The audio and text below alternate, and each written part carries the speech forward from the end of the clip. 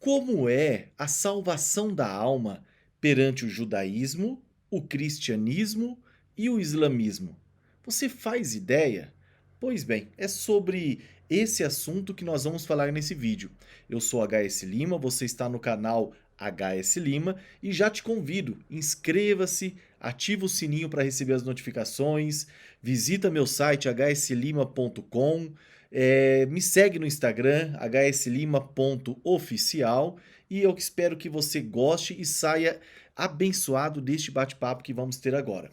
Esse tema, né, como é a salvação da alma perante o judaísmo, o cristianismo e o islamismo, é o capítulo, deixa eu ver aqui, é o capítulo 27 deste livro que eu publiquei, chamado Princípios para a Vida, que você encontra no meu site, o link ali, e com várias opções de compra, várias lojas virtuais vendem ele, tá? Espero que você me ajude, por favor. Pois bem, por que que eu escrevi esse tema? Fala, mas doutor Henrique, por que que você escreveu esse tema? De onde que surgiu isso? Saiu da sua cabeça?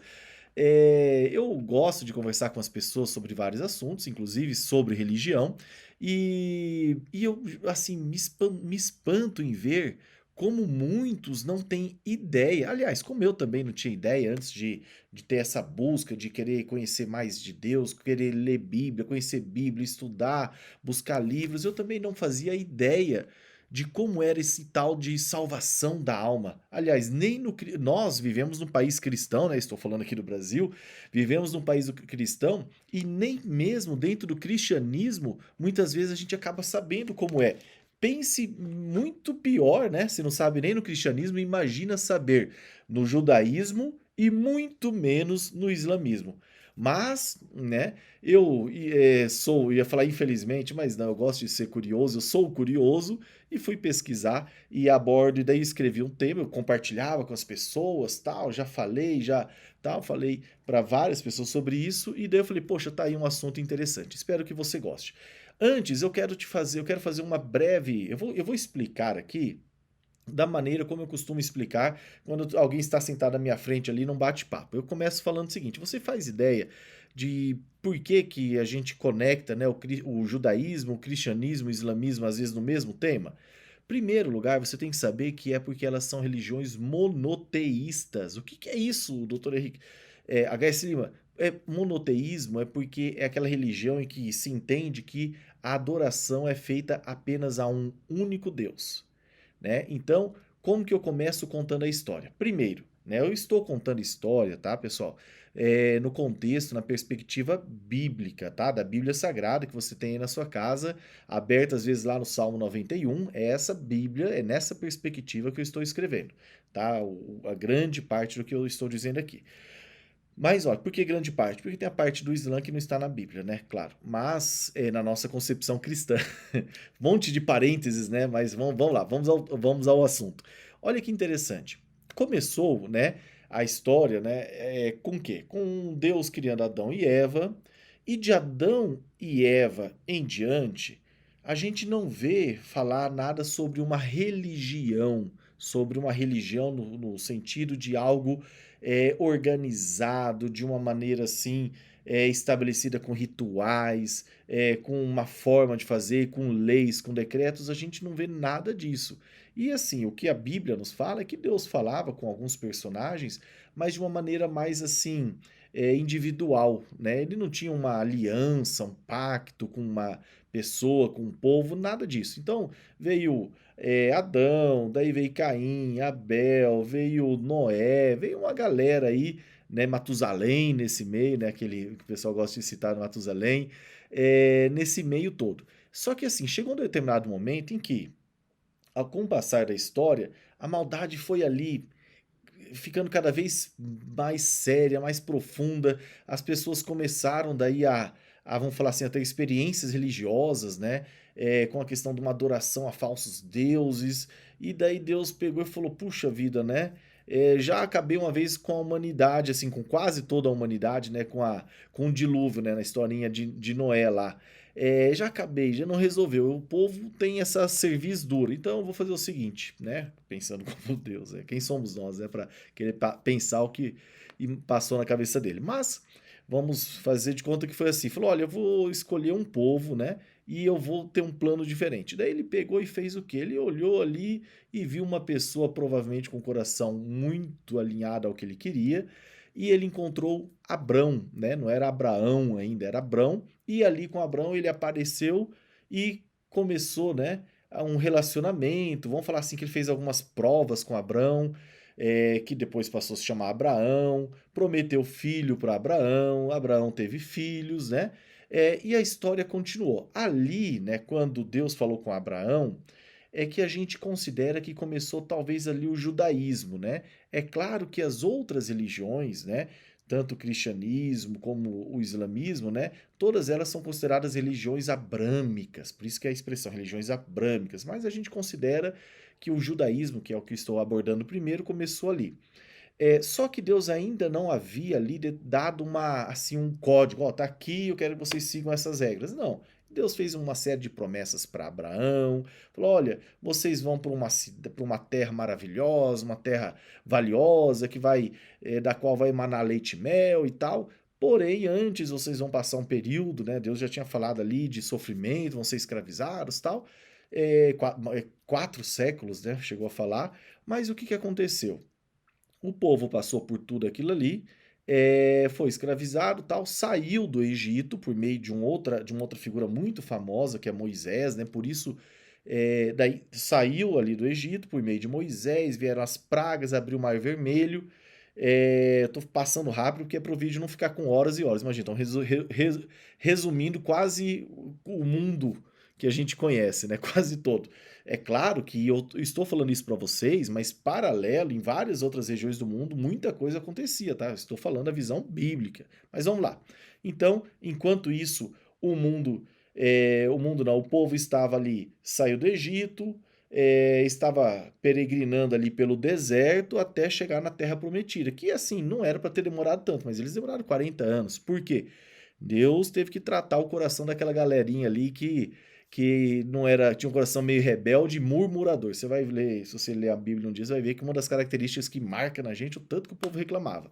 Mas enfim, desde o começo, daí Deus pegou ali em algum momento, falou para Moisés subir no monte, entregou ali o que a gente fala que são os 10 mandamentos, né? Entregou 2 vezes até. Você sabia que a primeira vez Moisés se irou que o povo estava pecando lá, cometendo já idolatria, ele quebrou as placas e tal, mas daí Deus entregou de novo, né, as tábuas de pedra, né, e com os 10 mandamentos. O povo judeu fala que não foram só esses 10 mandamentos que foram entregues, foram, na verdade, toda a Torá. Tem inclusive uma festa, né, que eles fazem para comemorar esse dia, mas que toda a Torá foi entregue ali, não só a escrita, mas também a oral, a tradição oral, que depois virou, né, ali o Talmud, para não se perder, eles acabaram escrevendo, mas toda a tradição foi entregue ali. Como? É tudo miraculoso, é tudo sobrenatural, mas é o que eles creem, né? É, E daí o que que aconteceu? Depois disso, que Deus entregou ali a lei de como aquele povo deveria agir, Deus não entregou mais lei nenhuma. Você não vai ver ninguém falando coisas novas ou diferentes. Talvez interpretações diferentes, mas a lei é a mesma, é a base, né? Que está tudo ali para quem é cristão, tem a Bíblia cristã na sua casa, tudo isso está ali nos 5 primeiros livros, né? No que a gente chama de Pentateuco, que equivale a Torá. É, e olha que interessante. Daí o que que aconteceu? Esse pessoal pegou, saiu dali, entrou na Terra Prometida, tudo que Deus falou se cumpriu. Não foi fácil, não é que Deus falou que a coisa foi acontecendo. O povo entrou na Terra Prometida, começou a desfrutar, só que eles tinham até prometido, né? Deus falou: olha, primeiro Deus fala assim: não pense que esse povo é grande demais e que vocês não são capazes, porque eu estou com vocês. Deus deu uma animada, mas logo no capítulo seguinte, em Deuteronômio, Deus falou, ó, quando vocês estiverem lá no bem bom, desfrutando ali na vibe de vocês, não vai se esquecer de mim, pensando que foi a força do braço de vocês que conquistou algo. Então, o povo estava ali desfrutando e, obviamente, né, o ser humano terrível como é, acabou se esquecendo de Deus e pisando na bola, e daí Deus estabelecia alguns profetas, né? Ungia, usava algumas pessoas, às vezes pessoas importantes, às vezes pessoas simples, usava quem tivesse o coração aberto ali para corresponder e acabava dando mensagens para esse povo. Geralmente, mensagens de pessoal, volta para os caminhos de Deus, vocês estão pisando na bola, tal. E, às vezes, uma mensagem de conforto, de esperança também: "Olha, vocês estão sofrendo, mas eu vou ajudar, eu quero salvar vocês, eu sou o Deus de vocês, dos pais de vocês, tal. Confia em mim, nós vamos conseguir, vocês vão conseguir e tal". Então, assim, os profetas vinham e davam essas mensagens, grosso modo. Mas uma coisa que chama atenção é que desde lá de trás, Deus já prometia por meio dos profetas que em algum momento ele enviaria um ungido, um Messias, né? Uma pessoa que iria acabar com aquele sofrimento, com essa angústia toda. Aí começou a criar a expectativa, né, de que em algum momento surgiria o Messias, né, o Machia, né, o ungido de Deus. É, e depois de um período, né, vamos falar com muitas profecias tal, surgiu, né, daí ficou um tempo quieto, os profetas ficaram em silêncio ali, surgiu daí o que quem é cristão, né, como nós, cremos, né, que foi o milagre de Maria ter concebido do Espírito Santo e nascido a criança, né, de Jesus, lá a criança de Jesus. E olha que interessante, né? É, existe, né, na concepção cristã que essas promessas de um Messias, por exemplo, já não foram ali os profetas só que começaram falando. Existem várias concepções, inclusive de que foi lá atrás, já no Jardim do Éden, quando o homem pisou na bola, pecou, que Deus foi lá, sacrificou, né, o animalzinho, fez uma vestimento que o homem estava com vergonha de estar nu, que ali já foi o primeiro ato profético para ter nascido para a vinda do Messias, né? Os judeus já não entendem dessa maneira, né? Então não vi nenhum judeu, nenhum rabino que explica assim. Eles explicam mais já no período dos profetas mesmo. Mas olha, para quem é cristão, né, que a gente está mais familiarizado com o cristianismo, do jeito que existem um monte de interpretações e linhas, no judaísmo também, o islamismo eu conheço pouco, mas imagino que também, porque como são no direito, eu sou advogado, no direito, a gente não entra em consenso em coisas muito mais simples. Imagina coisas milenares, temas milenares, assuntos milenares, subjetivos, abertos, né? Então é difícil, mas a gente acaba seguindo ali uma linha, tentando ver aquilo que é coerente e pedindo direção de Deus para entender a palavra dele. Mas enfim, veio o menino Jesus, né? Nasceu, e ali vão falar que surgiu, né, o cristianismo. Por quê? Os judeus não reconhecem Jesus como o Messias, tanto que eles continuam esperando o Messias. Inclusive os judeus mais, os rabinos mais bem humorados, os judeus, quando se perguntam, e aí, quem que está certo? Vocês, né, judeus ou os cristãos? Né? Daí eles falam, olha, não sei, quando chegar na hora a gente pergunta, quando o Messias estiver aí, a gente pergunta, um detalhezinho, faz assim, uma perguntinha, senhor Messias, é a primeira ou é a segunda vez que o senhor vem? Que daí a gente já vai saber. Se for a primeira, é o judeu que está certo, se for a segunda, são os cristãos que estão certos. É uma forma de desviar do assunto quando se pergunta para eles sobre essa questão do Machia, né, do Messias. Mas enfim, Jesus pega, cresce e os judeus o rejeitam, né? Não todos, é claro, mas uma parte considerável rejeita, falando que ele não cumpriu aquele checklist que eles haviam feito na cabeça deles de ser um libertador, de trazer paz mundial, tal, porque eles interpretam tudo na nossa concepção cristã, né, com todo respeito, mas sempre assim muito no lado terreno, né? E nós cristãos cremos que aquelas promessas do aquilo que Jesus traria eram questões espirituais, era uma paz espiritual, era uma libertação espiritual das garras do pecado e não de uma opressão exterior, externa. Né? Então, existe esses e outros assuntos, né, que fazem os judeus não crer em Jesus como Messias e faz nós cristãos cremos nele como o Messias. Mas, enfim, Jesus veio, prega o maravilhoso Sermão do Monte. Olha, doutor H.S. Lima, eu não sei por onde começa a ler a Bíblia. Leia Mateus 5, 6 e 7. Ali tem a base de tudo. E daí ele começa, prega, é morto. Daí tem gente que tem ódio do judeu. Ah, o judeu, eles mataram o Messias. Olha, o Messias, o Jesus tinha que morrer. E ele sabia disso. Inclusive ele fala, se eu não quisesse, se não fosse para morrer, eu chamava aqui, vinha um monte de anjo, acabava com essa bagunça toda. Mas não, ele tinha que morrer, ele tinha que cumprir tudo que havia sido escrito e falado sobre ele. Então ele morreu, foram os judeus? Ok, mas assim, foi por propósito de Deus, né? Na verdade, a gente tem é que admirá-los porque Deus entregou o seu filho, né? O seu filho unigênito para aquele povo cuidar. Então Deus assim, é um povo escolhido, sim, eles têm uma relação diferenciada com o nosso Criador. Então, assim, ao invés de pensar o contrário, que matar, não, a gente tem inclusive, esquece essa questão de Jesus é o Messias ou não, mas no lado assim de tradição, de cultura, de moralidade, muitas coisas a gente pode aprender com os judeus, porque eles estão ali eles conhecem mais do que qualquer outro povo a base do conhecimento de Deus, a base da lei de Deus, né? A Torá, tá bom?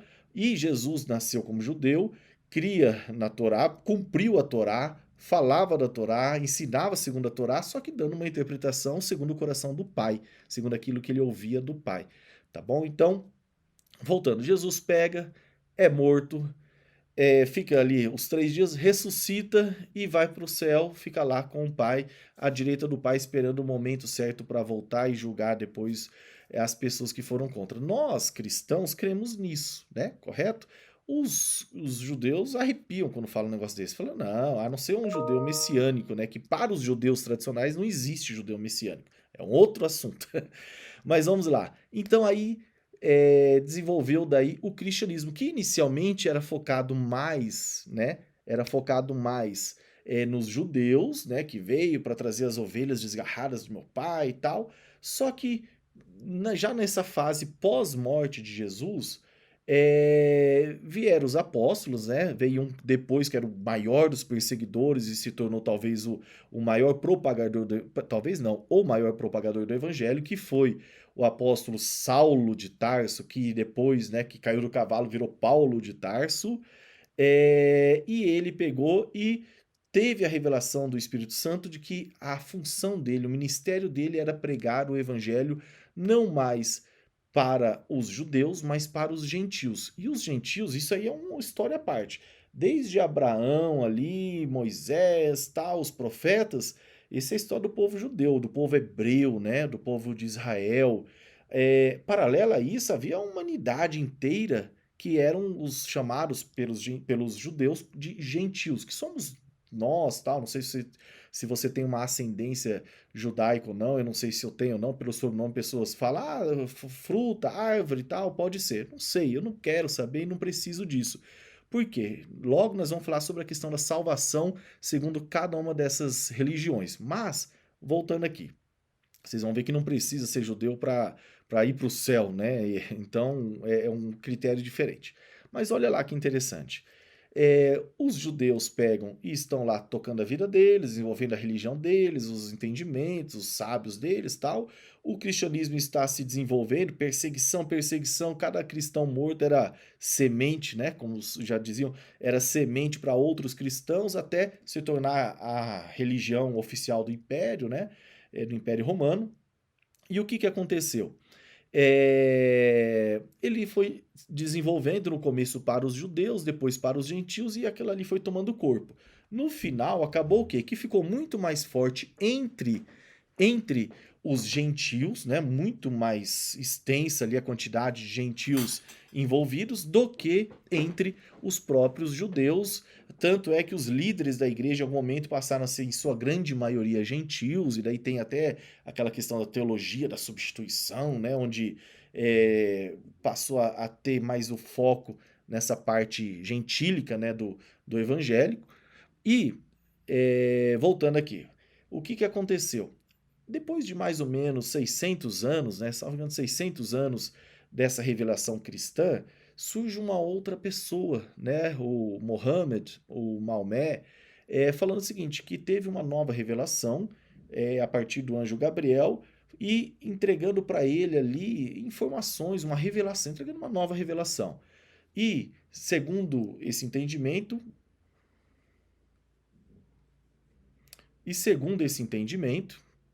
o que, que aconteceu?